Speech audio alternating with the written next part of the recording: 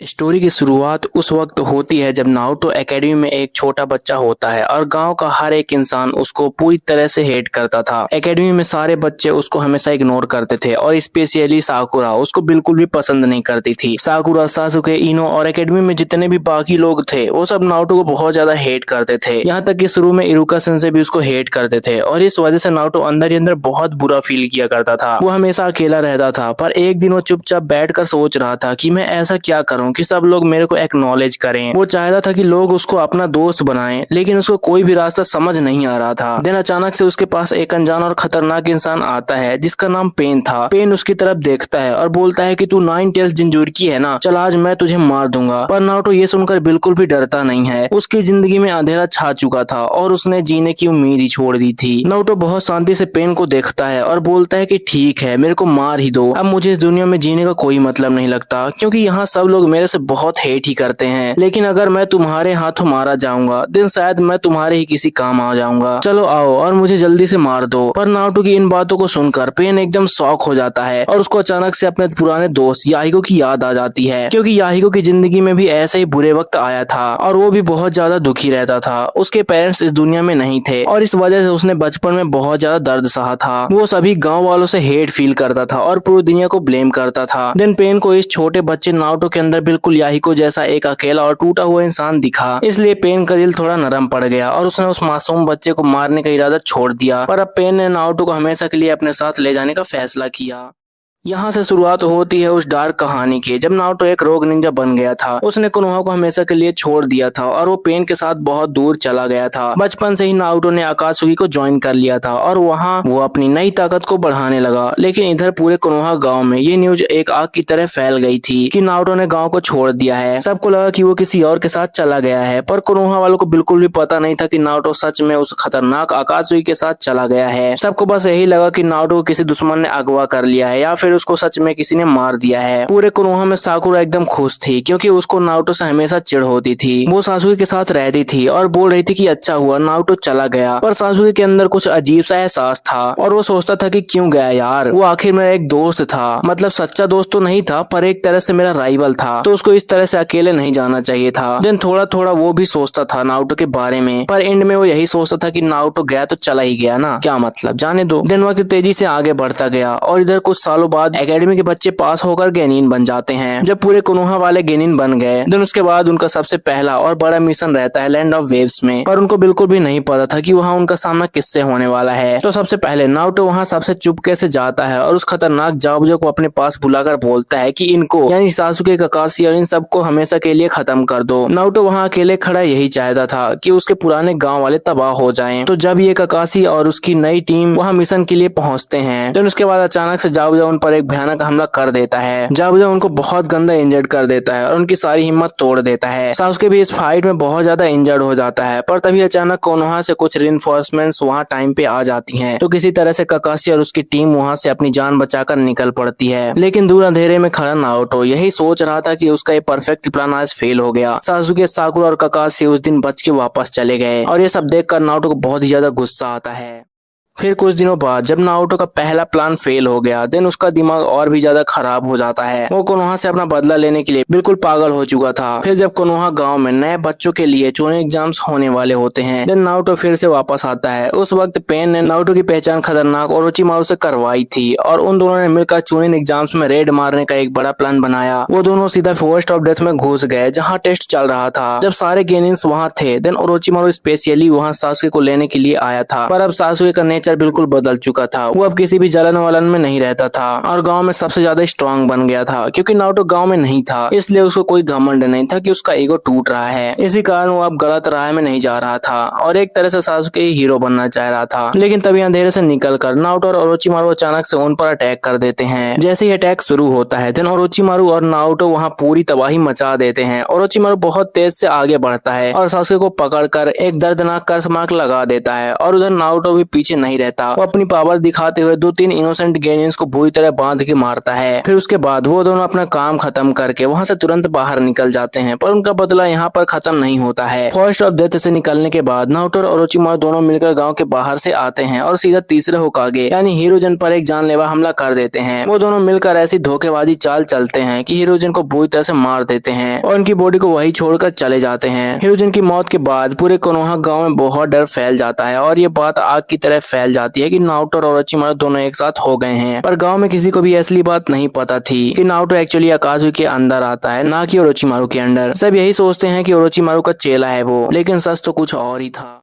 दिन टाइम धीरे धीरे बीतने लगता है और कोनोहा एकदम से आगे की लड़ाई के लिए प्रिपेयर हो जाता है। सासुके और बाकी के सभी गेनिन्स एकदम तैयार होते हैं कि जब अगली बार नारुतो आएगा और ओरोचिमारू के साथ हमला करेगा, देन वो सब मिलकर उसको बुरी तरह डिफीट कर देंगे। लेकिन किसी को क्या पता था कि नारुतो अब कितना खतरनाक हो चुका है। फिर उसके बाद अचानक से एक दिन नारुतो आता है, पर इस बार वो सबसे पहला रेड मारने के लिए कोनोहा पर अकेले ही निकल पड़ता है, क्योंकि वो अब इस छल कपट वाले कोनोहा को पूरी तरह से डिस्ट्रॉय करना चाह रहा था। तो जैसे ही वो नारुतो अकेले गाँव की बाउंड्री में पहुंचता है, सब लोग अचानक अलर्ट हो जाते हैं। अब नारुतो ने अकात्सुकी के साथ रहकर अपना कुरामा चक्रा पूरी तरह से मास्टर कर लिया था। तो जैसे ही वो कोनोहा गांव के अंदर पूरे कॉन्फिडेंस के साथ घुसता है, तब उसको रास्ते में सामने मिलते हैं सासुके, ककाशी, साकुरा और बाकी के कुछ स्ट्रॉन्ग शिनोबी। वो सब उसका रास्ता रोककर खड़े थे। वो लोग डर और गुस्से में पूछते हैं, नारुतो तुम आखिर ऐसा क्यों कर रहे हो? देन नारुतो वहाँ खड़े होकर जोर से हंसते हुए उनको देखता है और बोलता है कि तुम लोगों ने मेरे बचपन में बहुत ज्यादा हेट किया है। जब मुझे प्यार की जरूरत थी तब तुम लोगों ने मुझे रुलाया है, इसलिए अब मैं तुम सब लोगों को मारने आया हूँ। तो फिर उसके बाद सासुके आगे आकर बोलता है कि ऐसा मत करो नारुतो, ये सब बिल्कुल गलत है, ऐसा मत करो। लेकिन सासुके की इस इमोशन वाली बात को नारुतो पर कोई असर नहीं होता और उसके बाद नारुतो घमंड में हंसते हुए बोलता है कि तुम्हारा सगा भाई भी यही सोचता था कि ये कोनोहा गांव बहुत अच्छा है, वो इसको प्रोटेक्ट करना चाहता था और इसलिए ही उसने बिना सोचे समझे तुम्हारी पूरी फैमिली को मार दिया था। पर अब जब मैं यहाँ हूँ तब मैंने उसको बता दिया है कि कोनोहा आखिर अंदर से कितना ज्यादा गंदा हो चुका है और इसे पूरी तरह से साफ करने की जरूरत है। इसलिए तुम्हारे भाई ने भी मेरी बात मान ली और बोला कि हाँ ठीक है, तुम गिने चुने बुरे लोगों को पकड़ के लाओ और उनको अच्छी तरह से सुधार दो। पर उसको क्या पता कि मैं यहाँ सिर्फ कुछ लोगों को नहीं बल्कि तुम सबको एक साथ हमेशा के लिए खत्म करने आया हूँ। वो तो एक सच्चा देशभक्त और एक अच्छा गाँव भक्त था, पर अब उसको मैं क्या बताऊँ कि कोनोहा असल में कैसा हो गया है। इसलिए मैं तुम सबको अपने हाथों से खत्म करने आया हूँ। ये सब बुरी बातें सुनकर सासुके बहुत ट्रिगर हो जाता है और जोर से चिल्ला के बोलता है कि मैं ऐसा कुछ भी नहीं होने दूंगा। और वो फिर रोते हुए नारुतो पे गुस्से में अटैक करता है, पर नारुतो बिना डरे एक शैतानी स्माइल करते हुए आसानी से हवा में उड़ जाता है और हवा में उड़ते ही वो तुरंत अपने उस खतरनाक क्यूवी फॉर्म में आ जाता है जहां से सबके लिए बचना अब नामुमकिन था।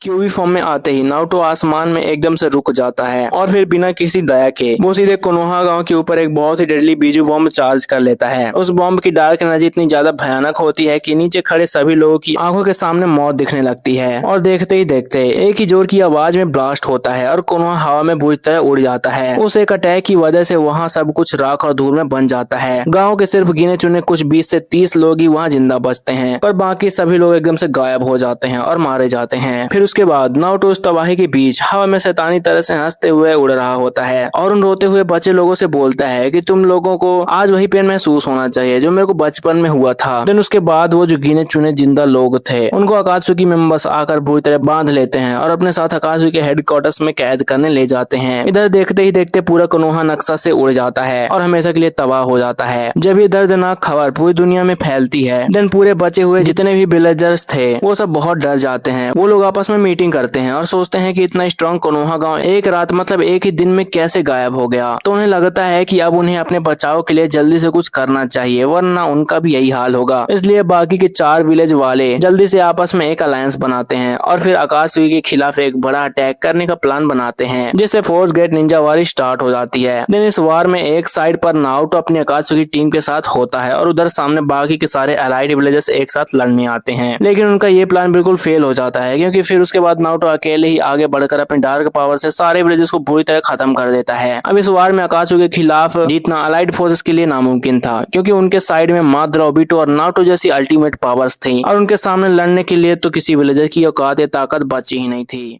और इस खतरनाक वार में ओरोचिमारू भी पूरी तरह से अकात्सुकी के साइड ही था। वो भी उनके डार्क प्लान में उनकी बहुत मदद कर रहा था और उसने यहाँ पर अपना सबसे बड़ा मास्टर स्ट्रोक चला। देन उसने अपना सबसे भयानक जुसु यूज किया, जिसको रीएनिमेशन जुसु या एडोटेन से कहते हैं। उसने इस डार्क मैजिक का यूज करके आगे जितने भी पीछे स्ट्रॉन्ग निंजास थे और पुराने कागेज थे, तो उन सबको कब्र से वापस जिंदा कर दिया। लेकिन इस बार वो सब जिंदा होकर अलाइड फोर्सेस के खिलाफ ही लड़ने आए थे। पर जब अलाइड शिनोबी फोर्सेस ने अपने ही पुराने हीरोज और लेजेंडरी कागेज को उनके सामने दुश्मन बनकर खड़ा देखा, देन उनकी बची कुची सारी हिम्मत वहीं पर टूट गई और उन्हें समझ आ गया कि अब उनका मरना तय है। अकात्सुकी की ताकत अब इतनी ज्यादा बढ़ चुकी थी कि उनको हराना लगा नामुमकिन ही हो गया था। फिर नारुतो, मादरा और ओबिटो के साथ मिलकर ओरोचिमारू ने पूरे बैटलफील्ड पर ऐसी तबाही मचाई कि किसी को भी संभालने का एक मौका ही नहीं मिला। अलाइड फोर्सेस के लोग समझ नहीं पा रहे थे कि वो अब क्या करें और इस डर का फायदा उठाते हुए नारुतो ने सबको बुरी तरह क्रश कर दिया। धीरे धीरे करके इस डेडली वॉर में अलाइड फोर्सेस के लोग एकदम से खत्म होने लगे और उनकी सारी उम्मीद दूर में मिल गई, क्योंकि नारुतो, मादरा और ओबिटो की टीम के सामने कोई वीकनेस थी ही नहीं और उनका सामना करने के लिए उन बाकी के 4 विलेजेस के पास अब कोई भी नई ताकत नहीं बची थी। देन लगभग सारे कागेज और बाकी के स्ट्रॉन्ग निंजाज हार गए और बुरी तरह से मारे गए। एक एक करके बाकी के 4 विलेजेस की सारी निंजा फोर्सेस भी मौत के घाट उतर गई और मैदान में सिर्फ और सिर्फ बर्बादी ही बिखरी हुई थी। अब जिंदा लोगों में से कोई नहीं बचा था जो अकात्सुकी को आगे बढ़ने से रोक सके और नारुतो अभी भी हंसते हुए उस सब डिस्ट्रक्शन को एंजॉय कर रहा था, क्योंकि उसको इस गांव और दुनिया से बदला लेना था। उसकी लाइफ में जो पेन था वो दर्द पूरी दुनिया फील कर रही थी। फिर जब कोई दुश्मन जिंदा नहीं बचा, देन मादरा और ओबिटो ने मिलकर अपना आखिरी स्टेप लेने का डिसीजन लिया। उन दोनों ने बिना रुके उस अल्टीमेट इल्यूजन यानी इन्फिनिट त्सुकियोमी को स्टार्ट करने का फाइनल प्लान बनाया और उसको अंजाम देने के लिए आगे बढ़े।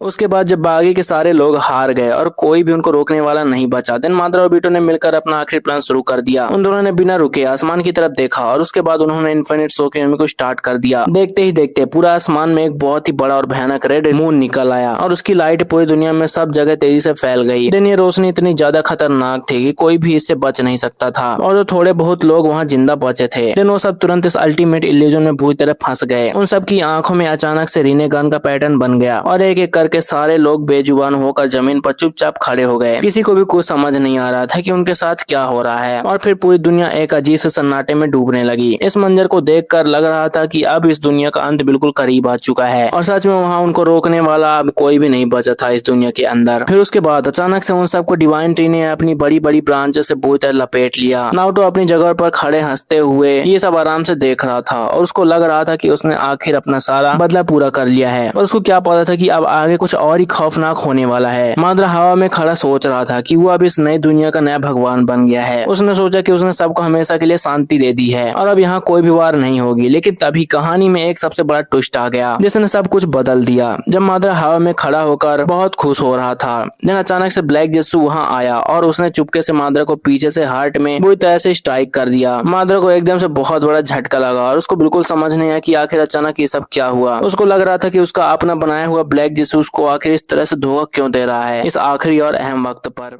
ब्लैक जेसु के उस खतरनाक और अचानक अटैक के बाद माधव कुछ भी समझ नहीं आया और उस दर्द से बुरी तरह चीखने लगा। उसको लग रहा था कि ब्लैक जेसु उसकी बनाई हुई विल है, पर ब्लैक जेसु ने हंसते हुए बोला कि मेरी असली विल कागुया ओसुसुकी की है। देन माधव की पूरी बॉडी एकदम से बहुत ज्यादा फूलने लगी और उसके अंदर से चाक्रा का एक बहुत बड़ा तूफान निकलने लगा। नारुतो और ओबिटो बस दूर खड़े होकर डर के मारे ये सब गौर से देख रहे थे, क्योंकि उनको ऐसी किसी भी चीज की उम्मीद बिल्कुल नहीं थी। पर देखते ही देखते थोड़ी ही देर में माधव की बॉडी पूरी तरह से ट्रांसफॉर्म हो गई और उसकी जगह पर एक बहुत ही खतरनाक और ताकतवर औरत हवा में आ गई। फिर ब्लैक जेसु ने उसका वेलकम किया और इस तरह से उसने अपनी असली मास्टर कागुया को दुनिया में फाइनली और सक्सेसफुली रिवाइव करा दिया। कागुया को रिवाइव कराते ही पूरे मैदान में अचानक से ऐसी भयानक एनर्जी फैल गई कि नारुतो को भी अपना एंड अब साफ दिखने लगा था। लेकिन नारुतो को एहसास हो रहा था कि उसने बदला लेने के चक्कर में आखिर कितनी बड़ी गलती कर दी है। कागुया ने हवा में आते ही अपनी आंखें खोली और आसमान के उस रेड चांद की तरफ देखा। दिन उसने अपनी ऐसी डिवाइन ताकत का यूज किया कि उसने बिना किसी मेहनत के नारुतो और बचे हुए सभी लोगों को आसानी से हरा दिया। पर नारुतो ने उसको रोकने की बहुत कोशिश की, लेकिन उसके सारे नए अटैक्स उस गॉड लेवल कागुया के सामने बिल्कुल बेकार थे। और उसके बाद कागुया ने बिना किसी इमोशन के नारुतो और वहां पर खड़े बाकी सभी लोगों को भी उस इन्फिनिट त्सुकियोमी के इल्यूजन में हमेशा के लिए डाल दिया। इस अचानक अटैक की वजह से खुद नारुतो भी उस व्हाइट कोकून के अंदर कम्प्लीटली कैद हो गया। देन उसके आखिरी मूवमेंट्स में उसको अच्छे से समझ आ गया था कि उसके उस हेट और रिवेंज के रास्ते ने उसको और उसकी पूरी दुनिया को हमेशा के लिए तबाह कर दिया है। लेकिन अब बहुत देर हो चुकी थी और वो अपने इस बनाए हुए गलत चक्र भी उसे कभी भी बाहर नहीं निकल पाया। और इस तरह नारुतो की उस डार्क स्टोरी का एक बहुत ही दर्दनाक और शांत एंड हो गया। यहीं पर पूरी दुनिया हमेशा के लिए उस एक अनएंडिंग सपने में सोती रह गई और ये स्टोरी यहीं पर पूरी तरह खत्म हो गई। सो वीडियो कैसी लगी कमेंट में जरूर बताना। अगर अच्छी लगी हो तो वीडियो को एक लाइक जरूर से कर देना और ऐसे ही मजेदार वीडियो देखने के लिए चैनल को सब्सक्राइब भी कर लेना। मिलते हैं नेक्स्ट वीडियो में, तब तक के लिए बाय बाय।